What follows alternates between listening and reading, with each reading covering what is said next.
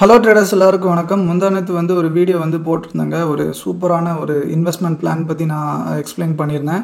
எஃப்டிக்கும் இதுக்கும் எந்த மாதிரி டிஃப்ரென்ஸ்லாம் இருக்குது அப்படிங்கிறத டீட்டெயிலில் நான் எக்ஸ்பிளைன் பண்ணியிருப்பேன். ஆனால் சில பேர் வீடியோவையே ஃபுல்லாக ஒழுங்காக பார்க்காம ஏதாவது நெகட்டிவ் கமெண்ட் பண்ணணும்னே பண்ணிட்டே இருந்தாங்க. அதில் முக்கால்வாசி பேர் எவன் பண்ணியிருக்கான்னு எனக்கு நல்லாவே தெரியும். ஆனால் அது இப்போ பிரச்சனை இல்லை. அதனால் இனி வீடியோவே முழுசாக ஒழுங்காக பார்க்காம கமெண்ட் பண்ணிட்டு இருந்தாலும் லாஜிக்கே இல்லாமல் ஏதாவது நெகட்டிவாக ஆர்கியூ பண்ணணும்னு பண்ணிட்டு இருந்தாலும் கண்டிப்பா நம்ம அவங்கள பிளாக் பண்ணி விட்டுறலாம்னு முடிவு பண்ணியாச்சு. ஏன்னா ஆல்ரெடி நம்மளுக்கு தலைக்கு மேல வேலை இருக்கு. ஸோ இந்த மாதிரி ஒவ்வொரு ஸ்கேமருக்கும் நம்ம போய் ரிப்ளை பண்ணிட்டு இருக்கிறது நம்மளுக்கு தான் டைம் வேஸ்ட்னு தோணுது. இந்த லட்சணத்தில் இது பெய்ட் வீடியோவா அப்படின்லாம் கூட ஒருத்தன் கேட்டிருந்தான். ஏங்க நம்ம சேனல் ஆரம்பிச்சதுல இருந்து இது வர நான் எந்த ஒரு ப்ராடக்டையும் ப்ரொமோட்லாம் பண்ணதில்லை. நம்மளுக்கு ஏகப்பட்ட இமெயில்ஸ் வந்திருக்குங்க. நான் 2000-3000 சப்ஸ்கிரைபர்ஸ் வச்சிருந்த டைம்ல இருந்து நிறைய இமெயில்ஸ் வந்திருக்கு ப்ராடக்ட்ஸ் எல்லாம் ப்ரொமோட் பண்றதுக்கு. ஆனால் மெயினாக ஃபோரெக்ஸ் ரிலேட்டட், கிரிப்டோ ரிலேட்டட், இன்னும் வேற சில மாதிரியான விஷயங்கள் தாங்க நிறைய வந்திருக்கு. அதுவும் புரோக்கர்ஸும் 7-8 புரோக்கர்ஸ்க்கு மேலே என்னை காண்டாக்ட் பண்ணியிருக்காங்க ப்ரொமோட் பண்ண சொல்லி. ஆனால் நான் இதுவரை எவனுக்குமே ரிப்ளையே பண்ணதில்லை. 1-2 பேருக்கு மட்டும்தான் ரிப்ளை பண்ணியிருக்கேன். அதுவும் தயவு செஞ்சு என்னை டிஸ்டர்ப் பண்ணாதீங்க. இந்த மாதிரி விஷயங்கள்லாம் எனக்கு பிடிக்காது, நான் பண்ணவும் மாட்டேன். அப்படி தான் எல்லாருக்குமே ரெஸ்பான்ஸ் பண்ணியிருக்கேன். நான் முன்னாடியே பல வீடியோஸில் அதை காமிக்கவும் செஞ்சுருக்கேன். ஆனால் இப்போ நான் ஒரு ப்ராடக்டை ப்ரொமோட் பண்ணுறேன்னா அது பெய்ட் வீடியோ இல்லைங்க. ஸோ நான் அந்த கம்பெனிக்கு வேலைக்கு ஜாயின் பண்ணியிருக்கேன். ப்ளஸ் அது இந்தியாவிலே நம்பர் 1 கம்பெனியாகவும் இருக்குது. நான் பர்சனலி அந்த ப்ராடக்டை யூஸ் பண்ணதுனால மட்டும்தான் ப்ரொமோட் பண்ணியிருக்கேன். அதனால தாங்க நானும் சஜஸ்ட் பண்ணேன். அதுலேயும் கால்குலேஷன் பண்ணுறேன்னு சொல்லிட்டு நிறைய பேர் மொக்கத்தனமாக ஆர்கியூ பண்ணிட்டு இருந்தானுங்க. யாருக்குமே உருப்படியான கால்குலேஷனும் தெரியல. அந்த கணக்குலாம் உங்களுக்கு புரியலன்னா தயவு செஞ்சு என்னை காண்டாக்ட் பண்ணுங்க. நான் வேணா இன்னொரு டைம் எக்ஸ்பிளைன் பண்ணுறேன். ஸோ நீங்கள் இந்த வீடியோவை பார்க்கலன்னா தயவு செஞ்சு போய் பாருங்க. வீடியோட லிங்க் டிஸ்கிரிப்ஷனில் கொடுக்குறேன். வீடியோ ஃபுல்லாக பார்த்து முடிச்சுட்டு பின் பண்ணியிருப்பேங்க ஒரு கமெண்ட்டை. அந்த கமெண்ட்டையும் தயவு செஞ்சு போய் ரீட் பண்ணுங்க. ஸோ அப்போ தான் உங்களுக்கு கொஞ்சமாவது புரியும். நீங்கள் ஒரு பெரிய இன்வெஸ்டராக இருந்தனா ஒன்றும் பிரச்சனை இல்லை. நீங்கள் இந்த மாதிரி பிளான்ஸ்லாம் பக்கம் வரவே தேவையில்லை. ஆனால் இந்த பிளான் கம்பெனி நார்மல் ரீட்டைல் பீப்புளுக்காக டிசைன் பண்ண பிளான்ங்க. நிறைய பேர் கன்சர்வேட்டிவ் இன்வெஸ்டர்ஸ் அதாங்க இருப்பாங்க. ஸோ அந்த மாதிரி ரொம்ப கன்சர்வேட்டிவான இன்வெஸ்டர்ஸ்க்கும் ஃபேமிலியை செக்யூர்டாக வச்சிருக்கணும் அப்படின்னு நினைக்கிறவங்களுக்கும் மட்டும்தாங்க இந்த மாதிரி பிளான்ஸ்லாம் ரொம்ப பிடிக்கும். நீங்கள் ஒரு முரட்டுத்தனமான ரிஸ்க் டேக்கர், அதுக்கப்புறம் என் ஃபேமிலியை பற்றி எனக்கு கவலையே இல்லை அப்படின்னு நினைக்கிறவங்க மட்டும் இந்த பிளானை நீங்கள் இக்னோர் பண்ணிருங்க. ஆனால் நான் சஜஸ்ட் பண்ணுறது அந்த கன்சர்வேட்டிவ் பீப்புளுக்கும் ஃபேமிலியை பற்றி கவலைப்படுறவங்களுக்கும் மட்டும்தான். ஸோ அவங்களுக்குலாம் நல்லா புரிஞ்சா போதுங்க. ஸோ அவங்களுக்குலாம் கண்டிப்பாக இது ரொம்ப பிடிக்கும். இந்த ஜாபில் நான் ஜாயின் பண்ணதே மெயினாக ஒரு சோஷியல் சர்வீஸ் பண்ணுறதுக்கு தான். ஸோ அது ஏன் அப்படிங்கிறது உங்கள் யாருக்கும் புரியாது. என்கிட்ட ஆல்ரெடி பாலிசி எடுத்தவங்களுக்கு தெரியும் ஏன் நான் அப்படி சொல்கிறேன் அப்படின்னு. அதனால் ஒரு நல்லது பண்ணணும்னு நினைக்கிறப்ப இந்த மாதிரி ஏதாவது சில்லறத்தனமாக பண்ணிகிட்டு இருக்காதீங்க. அந்த வீடியோவை பார்க்காதவங்க இந்த வீடியோ முடிஞ்ச உடனே போய் மறக்காமல் பாருங்கள். பார்த்துட்டு இன்ட்ரெஸ்ட் இருந்தால் மட்டும் கான்டாக்ட் பண்ணுங்கள். இன்ட்ரெஸ்ட் இல்லைன்னா எந்த பிரச்சனையும் இல்லை. மற்றவங்களையாவது டிமோட்டிவேட் பண்ணாமல் இருங்க, அவ்வளோதாங்க சொல்கிறேன். இன்றைக்கி ட்ரேடிங் லீவ் விட்டு 2 நாள் ஆச்சுங்க. ஸோ கொஞ்சம் நல்லா ரெஸ்ட் எடுத்துகிட்டு மைண்ட் ஃப்ரீயாக தான் இருக்குது. ஆனாலும் நான் மார்க்கெட்டை பார்த்துட்டு தான் இருக்கேன். ஸ்டூடெண்ட்ஸ்க்கும் அப்பப்போ அப்டேட்ஸ் கொடுக்கணும். அதனாலேயே மார்க்கெட் பார்க்குறேன். இன்றைக்கி பயங்கரமான செட்டப் வந்துச்சுங்க. இந்த செட்டப் ரொம்ப ரேராக தான் வரும். ஆனால் கண்டிப்பாக ஒர்க் ஆகுங்க. 99% மேலே சூப்பராக ஒர்க் ஆகும்.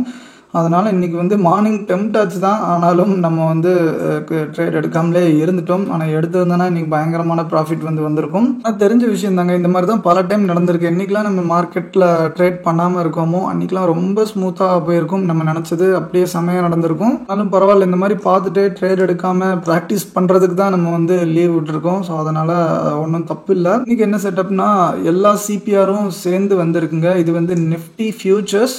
ஸோ இது நிஃப்டி ஸ்பாட். ஸோ அதுக்கப்புறம் பேங்க் நிஃப்டி ஸ்பாட்டும் வச்சுருக்கேன். ஸோ அதுக்கப்புறம் பேங்க் நிஃப்டி ஃபியூச்சர்ஸும் வச்சுருக்கேங்க. இந்த எல்லா சார்ட்லேயுமே சிபிஆர் சேம் டைமில் ரிஜெக்ட் பண்ணியிருக்கோம். ஸோ மார்னிங்கே பாருங்கள், பேங்க் நிஃப்டி ஃபியூச்சர்ஸ்லேருந்து ரிஜெக்ஷன் காலையில் 1/2 மணி நேரமாக. ஸோ பேங்க் நிஃப்டி ஸ்பாட்லேயும் ரிஜெக்ஷன் 9:15 கேண்டில்லேருந்து. ஸோ நிஃப்டிலையும் பாருங்கள் 9:15லேருந்து 9:45 வரை கம்ப்ளீட் ரிஜெக்ஷன் தான். அதே மாதிரி நிஃப்டி ஃபியூச்சர்ஸ்லேயும் கண்டினியூஸ் ரிஜெக்ஷன் தாங்க காலையிலேருந்து. ஆனாலும் நான் ஸ்டூடெண்ட்ஸ் கிட்ட ட்ரேட் பண்ணாதீங்க அப்படின்னு தான் சொல்லியிருந்தேன். ஏன்னா கீழே வீக்லி சிபிஆர் இருந்திருக்குங்க. ஸோ எல்லாத்துலேயுமே வீக்லி சிபிஆரும் கீழே இருந்துச்சு. ஸோ இந்த மாதிரி செட்டப்ஸில் பல டைம் கேண்டில்ஸ் ஸ்டக்காக இருங்க ரெண்டுத்துக்கும் நடுவில். ஸோ ஸோ அதனால் டைம் டிகே வந்து பயங்கரமாக ஆயிரும். ஸோ எஸ்பெஷலி ஆப்ஷன் பையர்ஸ்க்கு வந்து ரொம்ப ரிஸ்க்கு. இன்றைக்கே மார்னிங் வந்து பாருங்கள் எவ்வளோ நேரம் இதுக்குள்ளேயே சுற்றிக்கிட்டு இருந்துச்சுன்னு. ஸோ அதுக்கப்புறம் இந்த வீக்லி சிபிஆரில் ஃபஸ்ட் லைனை உடச்சதுக்கப்புறம் தான் கொஞ்சம் டீசெண்டான ஃபால் வந்துச்சு. அதுக்கப்புறம் வீக்லி சிபிஆர் செகண்ட் லைனில் டைனமிக் ஜோன்ஸும் இருந்திருக்கு, பிடிஎல்லும் இருந்திருக்கு. அங்கேருந்து ஏற்ற பார்த்தாங்க, ஆனால் ஏற்ற முடியல. 20 EMA வரதாங்க கரெக்டாக ஏற்றுனாங்க. அப்புறம் 20 EMAலேருந்து ஃபுல்லாக ரிஜெக்ஷன். அதனால் மார்னிங்லேருந்து நம்ம கான்ஃப்ளூயன்ஸ்லேருந்து எவ்வளோ பெரிய ஃபால்னு பாருங்கள். 200 பாயிண்ட் பக்கம் வந்து ஃபால், 210 பாயிண்ட் பக்கம் ஆயிடுச்சுங்க. பேங்க்லலாம் எடுத்துருந்தோன்னா இன்னும் பயங்கரமாக ப்ராஃபிட் பண்ணியிருக்கலாம். 700 பாயிண்ட் பக்கம் வந்து ஃபால் ஆயிடுச்சுங்க அந்த கான்ஃப்ளூயன்ஸ்லேருந்து. இது பேரிஷாக தான் இருக்கும் அப்படின்னு நம்மளுக்கு 2-3 நாள் முன்னாடியே ஸ்டூடெண்ட்ஸ் கிட்ட வந்து சொல்லியாச்சு. ஏன்னா நிஃப்டி ஸ்பாட்டில் அந்த 20 EMAவை திருப்பி கிராஸ் பண்ணுற வர புல்லிஷாக மாறாதீங்க அப்படின்னு நம்ம வந்து அப்டேட்ஸ் கொடுத்தாச்சு. என்னைக்கு கொடுத்தாச்சு? இந்த இடத்துலயே கொடுத்தாச்சுங்க. ஸோ இது வந்து Nifty spot daily time frame. So August 5th இந்த ஃபால் வர்றப்பயே நான் வந்து ஒரு வீடியோ வந்து போட்டிருந்தேன். எல்லாரும் கிராஷ்லாம் பயந்துட்டு இருக்காதீங்க, கிராஷ் நீங்கள் நினைக்கிற மாதிரிலாம் வராது, வந்தாலும் பெருசாலாம் ஒன்றும் வராது அப்படிங்கிற மாதிரி ஒரு வீடியோ வந்து போட்டிருந்தேன். அந்த வீடியோவில் சொன்னேன் இங்கே 50 EMA ரீச் ஆகிட்டா திருப்பி மேலே போக சான்ஸ் இருக்குது அப்படின்னா.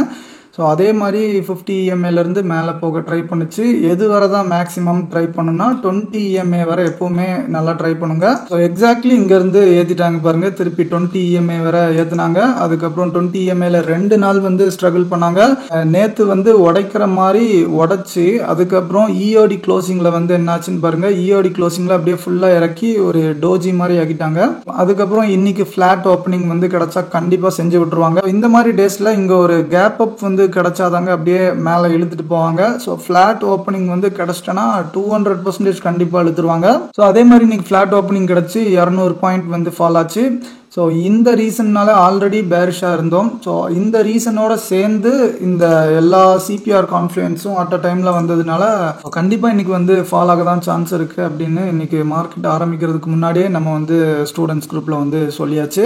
நாங்கள் இந்த விஷயங்கள் மட்டும் பார்க்க மாட்டோங்க. ஸோ இதை தாண்டி இன்னும் பயங்கரமான ஒரு சில விஷயங்கள்லாம் பார்ப்போம். ஸோ அந்த இதெல்லாம் வச்சு தான் நாங்கள் முன்னாடியே அனலைஸ் பண்ணிடுவோம் இன்றைக்கி எப்படி இருக்கலாம் மார்க்கெட் அப்படின்னு. ஆல்ரெடி ஒரு ஐடியாவோட தான் உள்ள என்ட்ரி ஆகும் 9:15க்கு. அந்த மாதிரி நம்ம ஒரு 100 டைம் உள்ள எந்த ஐடியாவில் வரோமோ ஒரு 95 டைம் வந்து நம்மளோட வியூ வந்து கரெக்டாக தான் இருந்திருக்கு. ஓவரால் மார்க்கெட் வந்து இன்றைக்கி என்ன சென்டிமெண்ட்டில் இருக்குன்னு மார்க்கெட் ஆரம்பிக்கிறதுக்கு முன்னாடியே அனலைஸ் பண்ணுது. அது 95%க்கு மேலே நல்லா தான் ஒர்க்காக இருக்குது. ட்ரேட் எடுக்காமல் ரொம்ப கஷ்டமாக தாங்க இருக்குது. அதுவும் இந்த மாதிரி நம்ம செட்டப் பயங்கரமாக ஒர்க் ஆகிறத பார்த்துட்டு இன்னும் எரிச்சலாக தான் இருக்கும். என்னடா ஆப்பர்ச்சுனிட்டி காஸ்ட் வந்து மிஸ் ஆகுது அப்படிங்கிற மாதிரி ஃபீல் வரும். அது இப்போ மட்டும் இல்லைங்க, எப்போவுமே வரதான் செய்யும். ஏன்னா மோஸ்ட் ஆஃப் தி டேஸ் நம்ம செட்டப் பயங்கரமாக தான் ஒர்க் ஆகுது. ஸோ இன்றைக்கி இல்லைனாலும் தினம் இந்த ஃபீலிங் வந்து வந்துட்டு தான் இருக்கும். ஆனால் இதை எப்படி கண்ட்ரோல் பண்ண போகிறேன்னு தான் தெரில. ஆனால் கண்ட்ரோல் பண்ணியே தான் ஆகணும். ஆனால் இன்னும் என்னோடய ரிசர்ச்சுக்கு எதுவும் உருப்படியாக ஆரம்பிக்கலை. சும்மா படம் பார்த்துட்டு தான் உட்காந்துருக்கேன். எதுவும் இன்னும் ப்ரொடக்டிவாக பயங்கரமாக பண்ணலைங்க.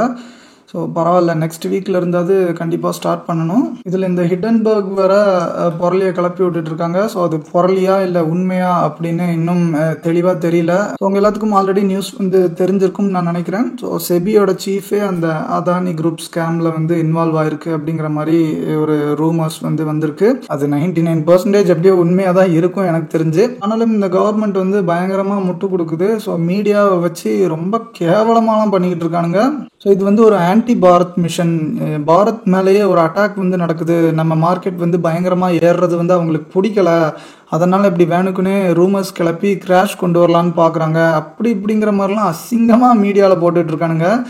டேய், உங்கள் பக்கம் ஏதாவது நியாயம் இருந்துச்சுன்னா உங்களோட ஜென்யூன்னஸை ப்ரூவ் பண்ணுங்கள். ஸோ அதை விட்டுட்டு இந்தியா மேலேயே ஒரு அட்டாக் நடக்குதுன்னெலாம் ஏன் இப்படி மொக்கையாக பேசிகிட்டு இருக்காங்கன்னு தெரில. ஹிடன்பர்க்ங்கிறது ஒரு பெரிய ரிசர்ச் கம்பெனி ப்ளஸ் பயங்கரமாக ஷார்ட் செல்லிங் வந்து பண்ணுவாங்க. பெரிய பெரிய கம்பெனிஸில் ரிசர்ச் பண்ணி ஏதாவது ஸ்கேம் நடந்துச்சுன்னா அதை எக்ஸ்போஸ் பண்ணி அதை ஷார்ட் செல் பண்ணுவாங்க.